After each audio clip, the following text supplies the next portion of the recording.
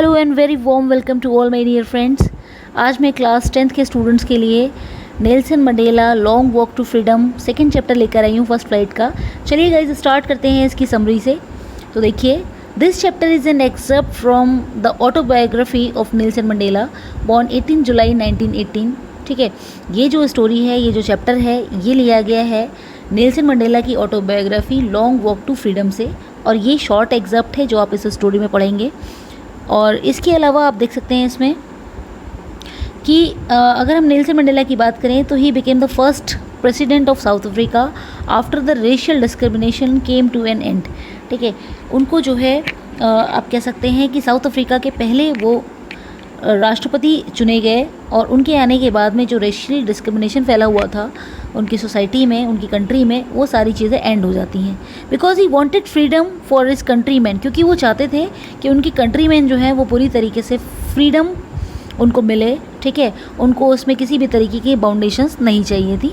He was not happy with the policy of apartheid, क्योंकि apartheid की एक policy उस समय पर फैली हुई थी, इससे पहले की जो गवर्नमेंट थी तो अपार्थीड के फेवर में थी पूरी तरीके से। अपार्थीड का हिंदी मीनिंग होता है रंग भेद की नीति, यानी कि ऐसी पॉलिसी जिसमें कि ब्लैक के अगेंस्ट रेशियल डिस्क्रिमिनेशन होता था, भेदभाव होता था उनके साथ में, उनको वो सारे राइट्स हासिल नहीं थे जो कि वाइट पीपल के थे। तो ये बेसिकली ये जो उनकी ये जो कहानी आप पढ़ेंगे, ये जो स्टोरी आप पढ़ेंगे नेल्सन मंडेला की, तो ये उनके फाइटिंग एलिमेंट्स को यहाँ पर दिखाया गया है कि वो किस तरीके से एक फ्रीडम फाइटर के तौर पे आगे आए।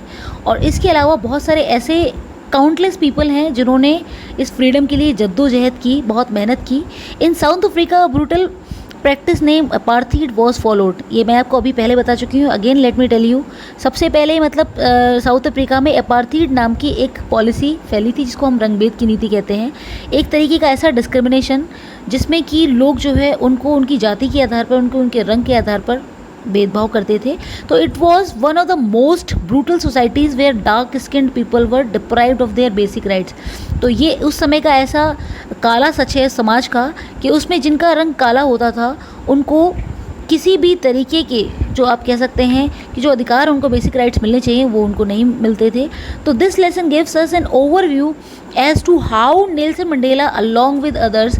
तो ये एक तरीके का ओवरव्यू आप में इसमें देखने को मिलेगा इसमें नेल्सन मंडेला जी का, कि उन्होंने कैसे दूसरों के साथ में मिल के अपने के लिए संघर्ष किया, and apart from this carved their way to a society where there will be no discrimination, और एक ऐसे समाज की स्थापना की जहाँ पर किसी भी तरीके का डिस्क्रिमिनेशन नहीं होगा, भेदभाव नहीं होगा on the basis of their colour, caste, race, age और जेंडर। मतलब इन सारी चीज़ों के आधार पर किसी भी तरीके का भेदभाव वाली प्रणाली जो है वो फिर नहीं होगी। तो ये जो है, ये इस चैप्टर में नेल्सन मंडेला ने फ्रीडम के लिए किया, जो फाइट किया है, वो आपको इसमें देखने को।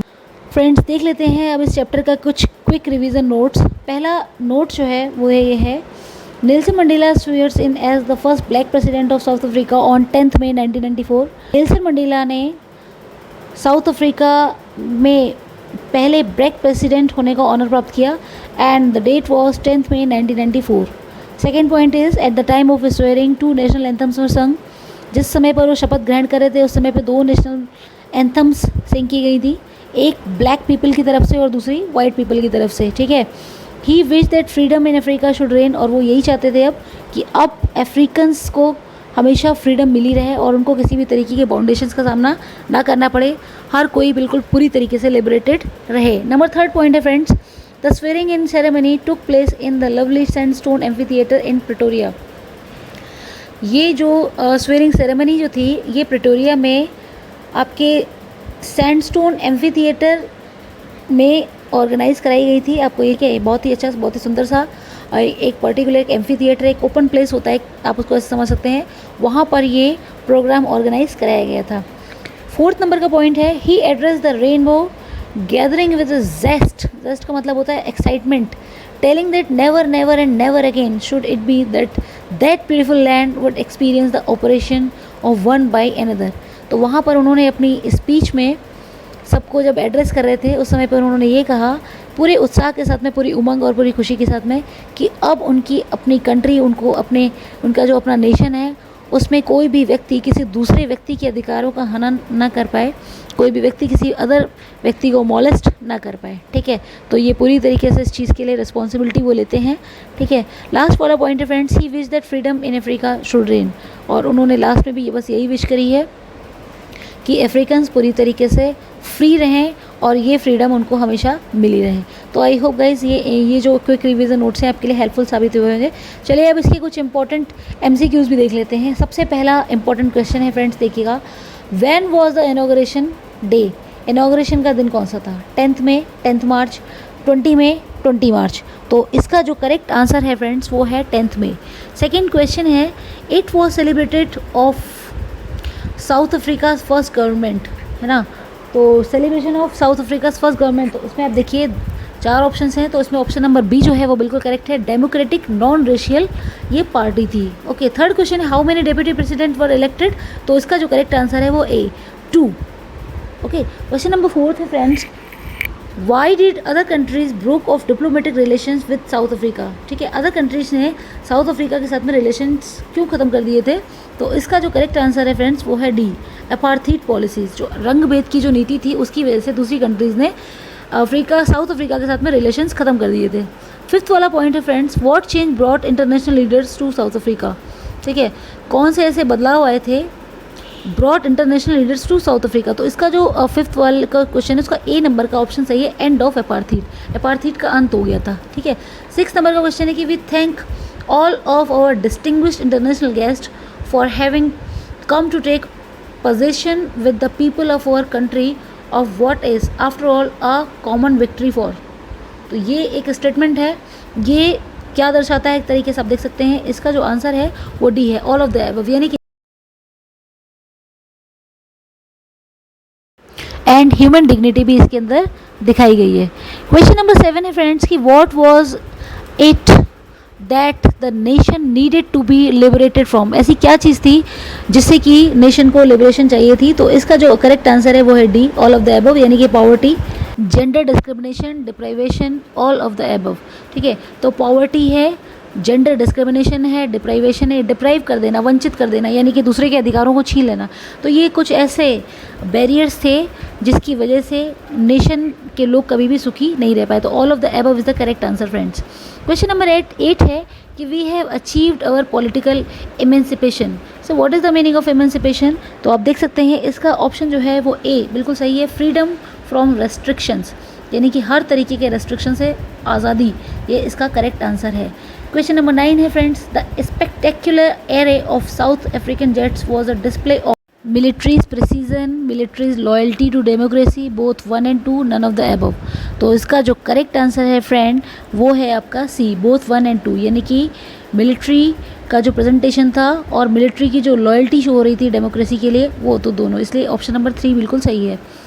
क्वेश्चन नंबर 10 है फ्रेंड कि what colours does the new south African flag possess, south Africa के फ्लैग में कौन से कलर थे? तो इसका जो ऑप्शन है वो ए बिल्कुल सही है, जिसमें black, red, green, blue and gold, ये आपको ध्यान रखना है अच्छी तरीके से। Okay friends, question number 11 is the structure they created formed the basis of one of the harshest most inhuman societies the world has ever known. तो what structure is Mandela talking about, तो यहाँ पे कौन से structure की बात कर रहे हैं मंडेला जी? तो इसमें जो करेक्ट आंसर है फ्रेंड्स वो है a, domination against the black skin, ठीक है। एक जातीय भेदभाव जो था, एक डोमिनेशन जो था ब्लैक पीपल के लिए, उसकी बात यहाँ पर मंडेला ने की है।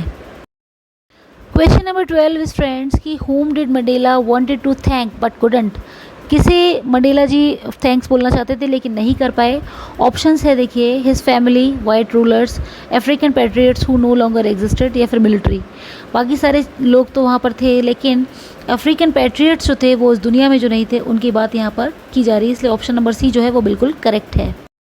Question number 13 is what unintended effect did the decades of operation and brutality had, ठीक है। इतने लंबे समय से जो मोलेस्टेशन चल रहा था उसका क्या साइड इफेक्ट होता है या उसका इनडायरेक्ट इफेक्ट लोगों के ऊपर क्या होता है? तो there are 4 options. Option number 1 is absolutely right, it created man of extraordinary courage, wisdom and generosity, ठीक है। कहीं ना कहीं लोगों के अंदर एक तरीके का करेज ऑटोमेटिकली डेवलप हो रहा था, they were getting wised day by day, और उनके अंदर जेनरोसिटी की फीलिंग भी आ रही थी। तो इस तरीके से आपने देखा कि लोग जब दूसरे को मॉलेस्ट करते हैं तो वो दूसरे का मिसयूज़ करते हैं, लेकिन कहीं ना कहीं ये सारी चीज़ें दूसरों को कुछ सिखाती भी हैं। क्वेश्चन नंबर 14 है friends, according to Mandela what is the greatest wealth of a nation. ये बहुत ही इंपॉर्टेंट क्वेश्चन है फ्रेंड, ध्यान रखिएगा इस चीज़ को। तो मंडेला के हिसाब से नेशन के लिए सबसे बड़ी वेल्थ क्या है? तो ना तो मिनरल्स हैं, ना जेम्स हैं, ना डायमंड्स हैं, पीपल जो होते हैं वो सबसे बड़ी वेल्थ कहलाते हैं। लास्ट क्वेश्चन है फ्रेंड्स कि what did Mandela learn about courage. Courage के बारे में मंडेला जी ने क्या सीखा? पहला है it is absence of fear, second है it is triumph over fear, और लास्ट है बोथ 1 and 2। तो तीसरा ऑप्शन बिल्कुल सही है, एब्सेंस ऑफ फियर भी है और ट्रम्प ओवर। तो ये थी फ्रेंड्स नेल्सन मंडेला चैप्टर की शॉर्ट समरी और उसके साथ के कुछ इंपॉर्टेंट क्वेश्चन की सीरीज़। इसी तरीके की हेल्पफुल वीडियोस फ्रेंड्स मैं आप लोगों के लिए लाती रहूँगी। Please be connected with me and thanks a lot for giving me your support. Please do like, comment, share and also subscribe my channel. Thank you again and again.